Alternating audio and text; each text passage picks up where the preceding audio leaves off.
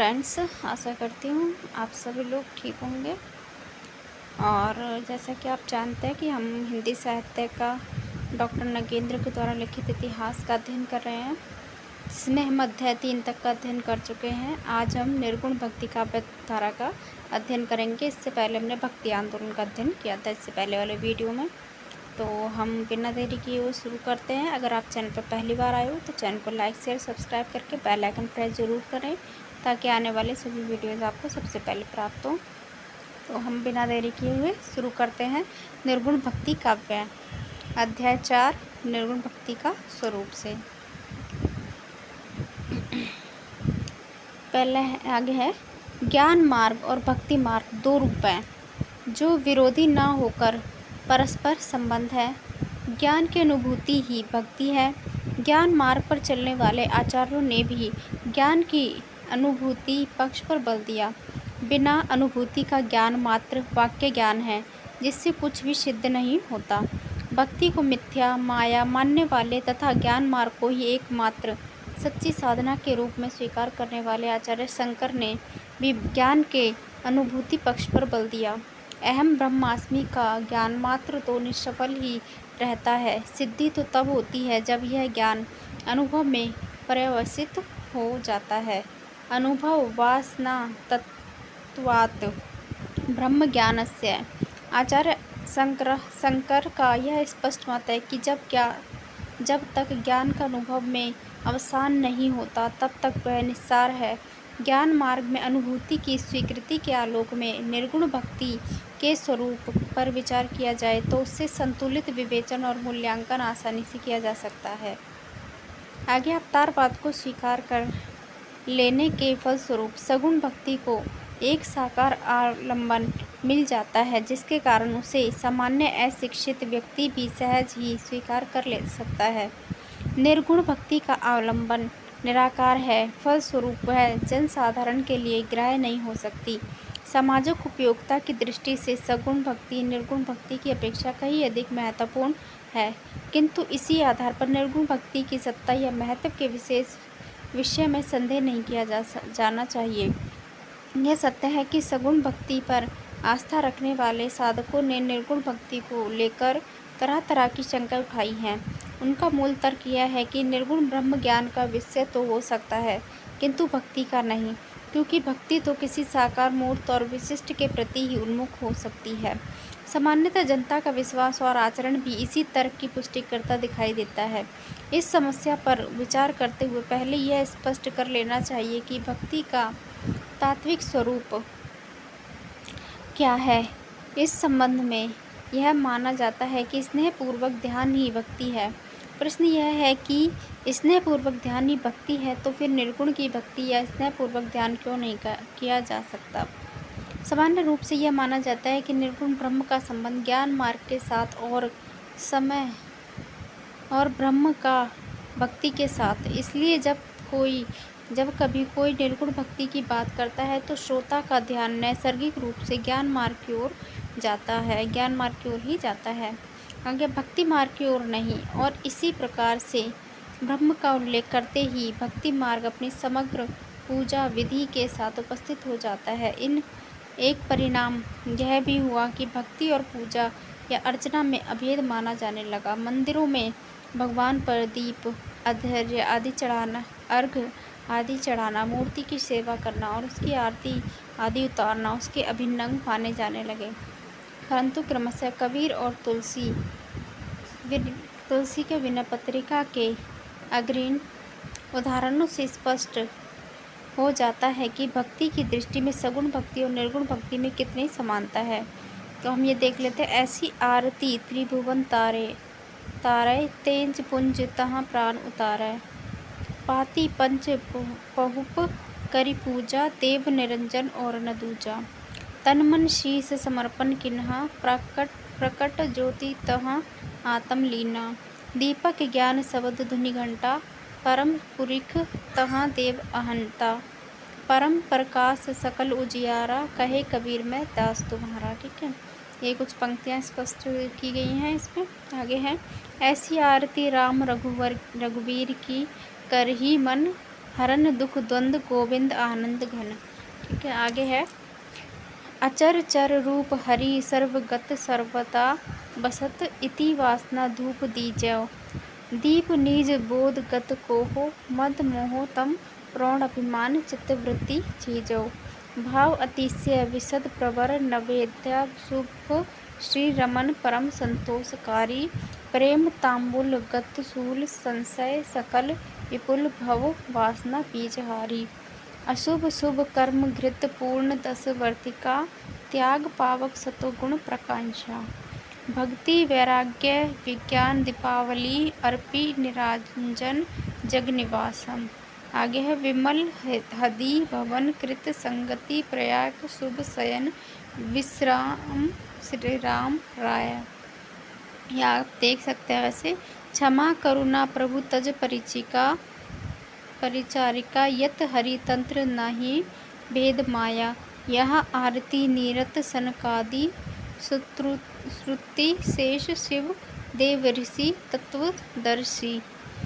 करे सोहोतर परिहारे कामादि मल बदती इति अमलमती दास तुलसीदास। ठीक है, तो ये आप देख सकते हैं ऊपर के दोनों उदाहरणों में भक्ति की अनुभूति पक्ष को ही प्रधान रूप से चित्रित किया गया है। सच्ची भक्ति का संबंध हृदय से है, बाहरी पूजा विधान से नहीं। यहाँ बात पंडित और शास्त्र अभ्यास से रहित कबीरदास के लिए भी उतनी ही महत्वपूर्ण है जितनी कि विद्वान और शास्त्रों के ज्ञाता व भक्त तुलसीदास के लिए।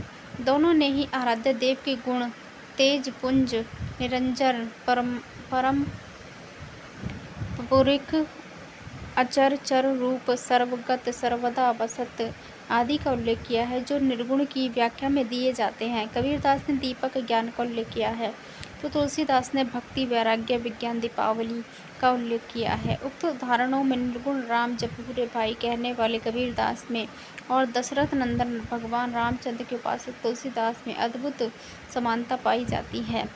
चाहे दशरथ सुत आराध्य हों और चाहे राम नाम का मरम हो आना, दोनों ही स्थितियों में भक्ति की अनुभूति में बुनियादी समानता पाई जाती है।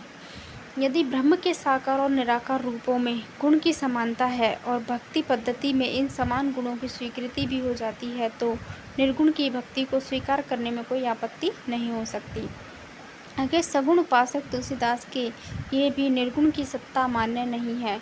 इतनी ही नहीं, वे भक्ति के लिए दोनों रूपों के ध्यान को अनिवार्य मानते हैं। आराध्य देव के निर्गुण रूप को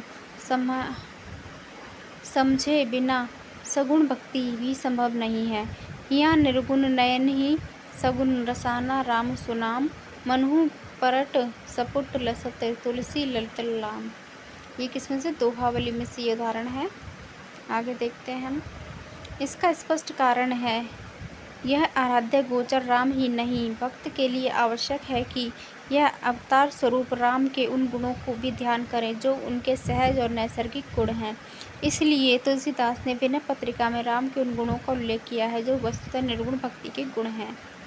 जैसे ब्रह्म व्यापक अकल सकल पर परमहित ज्ञान गोतित गुण वृत्ति हरता सिंधु सुत गर्भ गिरि वज्र गोरिस भव दक्ष मख अखिल विध्वंस करता।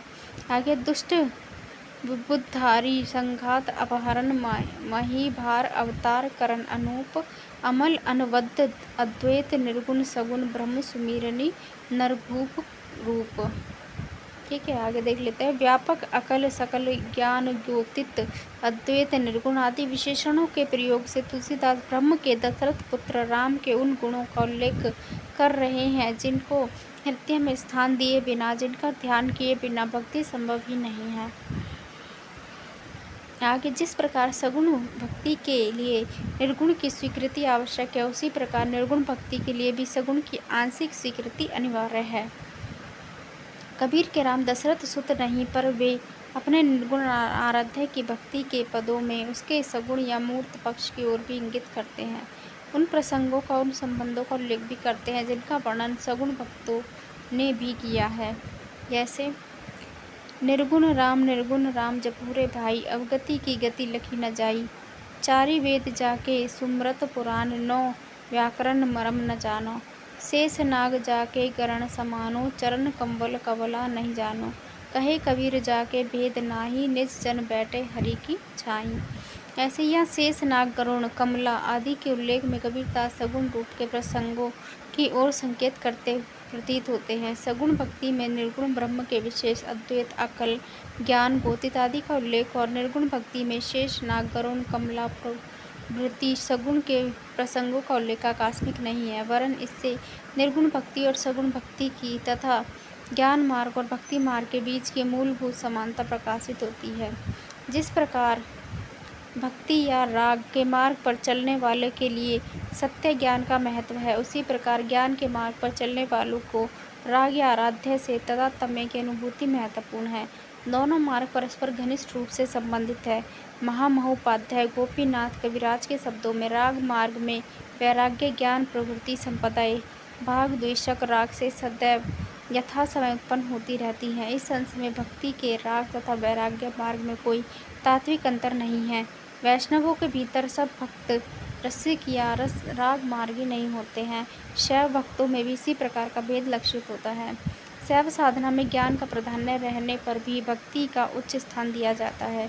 निर्गुण भक्ति की मान्यता के बारे में जो संदेह व्यक्त किया जाता है, उसका प्रधान कारण है मध्यकालीन साधना का एकांगी एक पक्षीय विवेचन। प्राय साधना के विविध मार्गों या रूपों जैसे निवृत्ति मार्ग और प्रवृत्ति मार्ग, ज्ञान मार्ग और भक्ति मार्ग, निर्गुण भक्ति और सगुण भक्ति, भक्ति और रहस्यवाद आदि का विवेचन करते हुए यह सहज ही स्वीकार कर लिया जाता है कि ये मार्ग या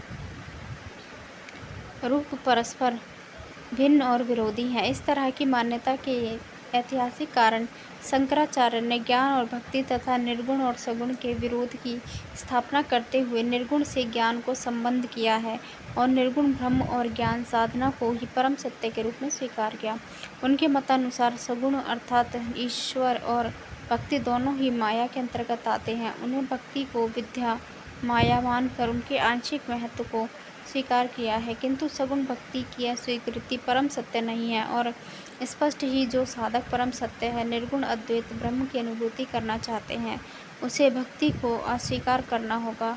शंकराचार्य के विरोध में आचार्य रामानुज, आचार्य वल्लभादि ने प्रस्थानत्रयी की गंभीर व्याख्या करते हुए भक्ति को ही परम सत्य के रूप में प्रतिष्ठित किया है। इन वैष्णव आचार्यों ने भक्ति को प्रतिष्ठित करने के लिए सगुण रूपों राम कृष्ण आदि की भी प्रतिष्ठा की। शंकराचार्य और उन वैष्णव आचार्यों की इस परस्पर विरोधी दृष्टि और सत्य संबंधी मान्यता का प्रभाव यह हुआ कि ब्रह्म के निर्गुण रूप और सगुण रूप में विरोध माना जाने लगा, जो न केवल ज्ञान वैराग्य और निवृत्ति और भक्ति राग प्रवृत्ति के विरोध के रूप में समझा जाने लगा और अपितु निर्गुण भक्ति और सगुण भक्ति के विरोध के रूप में भी माना गया।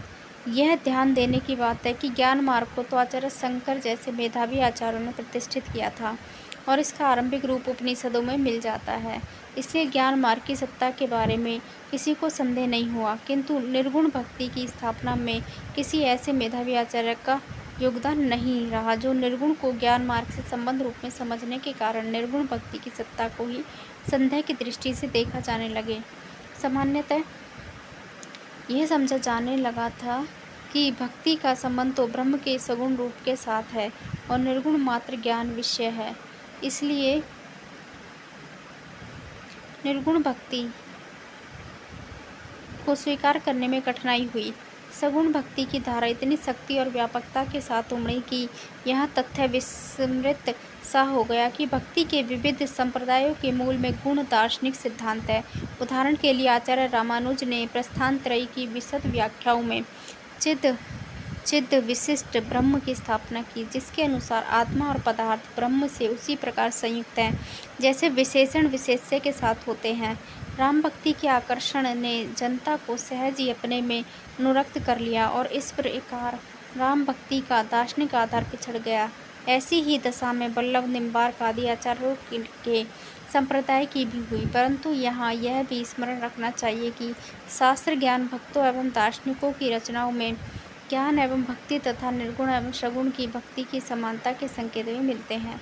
इसका कारण यह है कि इन सभी साधना पद्धतियों का स्रोत तो प्रस्थानत्रयी ही है। उदाहरण के लिए उपनिषद में जहाँ ध्यान एवं उपासना के महत्व का वर्णन है तथा निर्गुण ब्रह्म के स्वरूप को नेति नेति की प्रक्रिया से स्पष्ट करने का प्रयास है। वहीं निर्गुण ब्रह्म की भक्त वत्सलता का संकेत भी मुंडको उपनिषद के इस प्रसिद्ध श्लोक में मिलता है। नायमात्मा प्रवचनेन लाभ्यो न मेधाया न बहुना श्रुतेन यमे वैश व्रगुणते तेन लभ्यस्य सस्य आत्मा विवृणुते तनु स्वाम। ठीक है, आप ये देख सकते हैं एक बार। अर्थात यह आत्मा ना तो प्रवचन से प्राप्त हो सकती है, ना शुद्ध बुद्धि से और ना विशेष श्रवण से। जिसको यह का वर्ण करता है उसी को यह प्राप्त हो सकता है और उसी के प्रति यह अपने आप को व्यक्त करता है। वल्लभाचार्य के पुष्टि मार्ग या सगुण भक्ति का बीज भी निर्गुण ब्रह्म के स्वरूप का वर्णन करने वाला यह श्लोक ही है। आगे देखते हैं। निर्गुण भक्ति एवं सगुण भक्ति के आलंबन के स्वरूप में स्थूल अंतर तो यह है कि निर्गुण भक्ति का आलंबन निराकार और अगोचर है तथा सगुण भक्ति का आलंबन साकार एवं गोचर है, किंतु यह साकार एवं गोचर आलंबन अपने आकार के अतिरिक्त अन्य गुणों में निराकार से समानता रखता है। कबीर एवं तुलसी के से उदाहरण देकर पहले यह बात स्पष्ट की जा चुकी है कि भक्ति की इन दोनों पद्धतियों में और भी कई समान गुण दिखाई देते हैं। निर्गुण भक्ति में गुरु को ही महत्व प्राप्त है, जो साधना के अन्य रूप में ज्ञान मार्ग सगुण भक्ति या रहस्यवाद में प्राप्त है। सद्गुरु की कृपा के बिना साधक एक पग भी नहीं चल सकता। निर्गुण भक्ति में नाम स्मरण को भी विशेष महत्व दिया गया है। सगुण भक्ति तुलसीदास नाम की महिमा का वर्णन करते हुए राम से भी अधिक महत्वपूर्ण मानते हैं और कबीर की दृष्टि में पंडित वही है जिसका प्रेम के 2.5 अक्षर पढ़ लिए हों। निर्गुण भक्ति में तो जप की अवस्था से ऊपर अजपा जप की अवस्था स्वीकार की गई है, जिसमें सिद्ध पुरुष अनहत शब्द के समान किसी प्रयास के निरंतर नाम स्मरण करते रहते। निर्गुण भक्ति में दैन्य की भावना को भी वही महत्व प्राप्त है जो सगुण भक्ति में दिखाई देता है। कबीर और तुलसी विनय पत्रिका के 2 पद का अनुशीलन इस दृष्टि से पर्याप्त है। ये माधव मैं ऐसा अपराधी, तेरी भक्ति होत नहीं साधी। कारणी कवन आई जग जन्म्या, जन्मी कवन सच्चु पाया। भौजल तिरण चरण चितमणि ता चित घड़ी न लाया। पर निध्या पर धन पर दारा, पर अपवादे सुरा। तथै आवागमन होई फुनि फुनि, ता पर संग न चूरा। काम क्रोध माया मंद मंछर, ए संतति हम माही। दया धर्म ज्ञान गुरु सेवा, ए प्रभु सुपिन नाही। तुम कृपालु दयाल दामोदर, भगत बछेले भोहारी। और कहे कबीर धीर मति, रखू सासती करो हमारी। ठीक है, ये दूसरा है। आगे आप देख सकते हैं। लाभ कहाँ मानुष तनु पाए, काम वचन मन सपने हूँ। कबहू घटत न काज पराए, जो सुख सुरपुर नरक गेह बन आवत। बिनहि बुलाए ते ही सुख कहम, बहु जतन करत मन समुझत नाही समुझाए। पर दारा पर द्रोह मोहबस, किए मूढ़ मन भाए। गर भावस दुख राशि, जातन तीव्र विपत्ति बिसराए। भय निद्रा मैथुन आहार, सबके समान जग जाए। सुर दुर्लभ तनु धरि ना, भजे हरि मद अभिमान गवाए। आगे है। तटस्थ भाव से इन दोनों पदों का अनुशीलन करने पर दोनों की अनुभूति में मूलभूत समानता दिखाई देती है। इन दोनों पदों में भक्तों ने उस मायात्मक संसार में उलझे हुए अपने मन की दशा का करुण चित्र व्यंजित किया है। यदि यह ज्ञान न हो तो हो कि पहला पद कबीर का है और दूसरा तुलसी का, तो यह कह पाना असंभव है कि एक में निर्गुण भक्ति और दूसरे में सगुण भक्ति। यह इस समानता का कारण कवियों का दैन्य है। दोनों पदों में कवि कहता है कि इंद्रिय मन और विषय वासना मनुष्य को भक्ति की ओर नहीं बढ़ने देती, उसके पाँव में एक ऐसी जंजीर डाल देती है कि वह तोड़कर मुक्त नहीं हो पाता। जब भक्ति मन में उसे वासनाओं के बवंडर में अपने आप को असमर्थ पाता है, तब विवश होकर भगवान को कृपा के लिए पुकार उठता है। चाहे निर्गुण भक्त हो या सगुण भक्त, दोनों को ही अपने मन से युद्ध करना पड़ता है और यह युद्ध दीर्घ काल तक चलता रहता है। वासना द्वारा पराजित भक्ति की पुकार ही दीनता के पदों में प्रकट होती है। अतः दैन्य की भावना निर्गुण भक्ति की भी अनिवार्य विशेषता है। आगे कबीर के पद में निर्गुण ब्रह्म के लिए कृपालु, भक्त वत्सल, बहुहारी आदि शब्दों का प्रयोग हुआ है। इसका कारण यह है कि कबीर का निर्गुण शंकराचार्य का विशुद्ध चैतन्य नहीं, भक्ति का आलंबन बनने के लिए निर्गुण में भी कृपालु आदि गुणों को स्वीकार करना आवश्यक हो जाता है। भक्ति चाहे निर्गुण की हो चाहे सगुण की, उसमें आराध्य की भाव वत्सलता का गुण तो मानना ही पड़ेगा। पीछे मुंडकोपनिषद के श्लोक में भी ब्रह्म द्वारा आराधना के वर्ण की बात की गई है। जिस प्रकार सगुण भक्ति में इष्ट देव में निर्गुण ब्रह्म के गुणों का आरोप स्वाभाविक और आवश्यक है, उसी प्रकार निर्गुण भक्ति में आराध्य में सगुण ब्रह्म के गुणों का आरोप भी स्वाभाविक है। आगे भक्ति काल में निर्गुण को आराध्य मानकर चलने वाली एक और साधना पद्धति भी दिखाई देती है, और वह है सूफियों की प्रेम पद्धति।